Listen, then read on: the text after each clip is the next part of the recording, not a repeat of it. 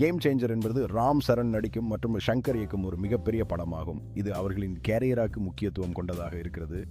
ஆனால் சமூக ஊடகங்களில் பத்திரிகைகள் வடக்கில் டிக்கெட்டுகள் செயற்கையாக அதிகரிக்கப்பட்டு அவமானத்தை தடுக்கப்பட்டதாக குற்றச்சாட்டுகள் எழுந்துள்ளன. மேலும் சிலர் திரையரங்குகள் தவறாக பூர்த்தி செய்யப்பட்டதாக தெரிவிக்கப்படுவதாக கூறுகின்றனர்.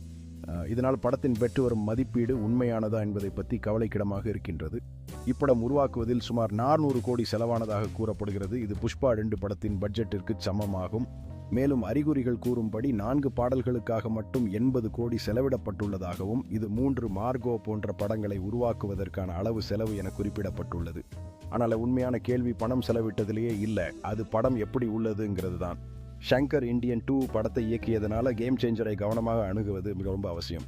இந்த படம் அரசியல் ஊழலும் அரசாங்கத்தின் செயலிழப்பும் பற்றி பேசும் படம் பார்வையாளர்களை ஈர்க்க அதிகமான கதாபாத்திர பதிப்புகளை முன்னிலைப்படுத்தி ஒரு பலமாக உள்ள எதிரியையும் அறிமுகப்படுத்துகிறது.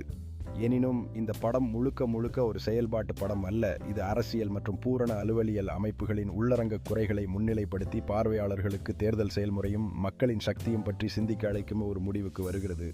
படத்தின் கதை அரசியல் மற்றும் ஊழல் போன்ற உண்மையான உலக பிரச்சனைகளில் அடிப்படையுடன் இருப்பினும் புதுமை அற்றது மற்றும் பழையதாக உணரப்படுகின்றது.